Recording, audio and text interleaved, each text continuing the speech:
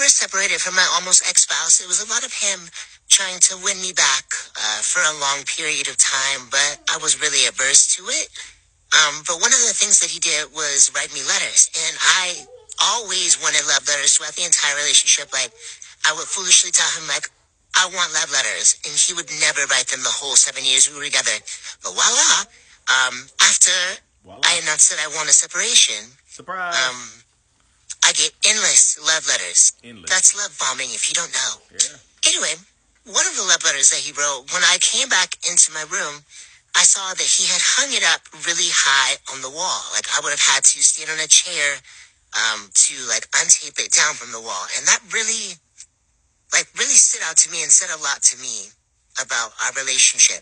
And ultimately, it was a very clear sign that I was making the right choice in wanting to end this relationship, because what that symbolized to me was I always had to go to great lengths, to great heights, to, satisfy him, to get him to reciprocate or love me in some way. I always had to go out of my way to receive, what I wanted from him, which was ultimately just love.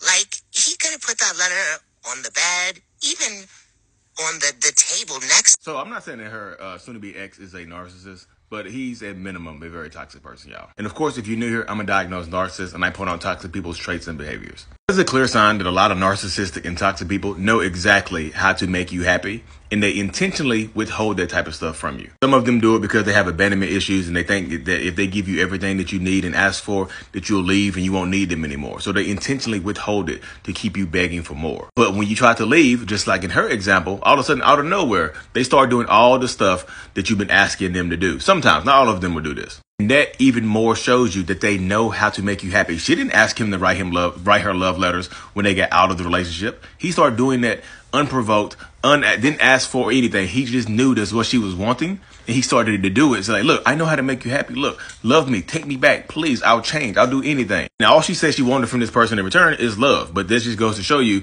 that when you giving love to the wrong person and asking for it in return, nothing you do will be enough for that person. Nothing you do. And I really like the example that she gave with the when he was trying to love bomb her back into the relationships with the letters, how he hung the letter up really high, how he wasn't even thinking about her in that moment. He was being selfish in that moment. I know what y'all gonna say, like, well, Lee, how you being selfish writing her a letter? Because he didn't think about how she would receive that letter. He put it damn near on the ceiling where she said she would have to get a chair. So he wasn't thinking about her.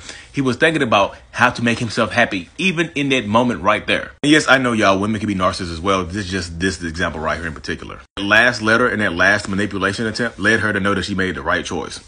Hope this helps.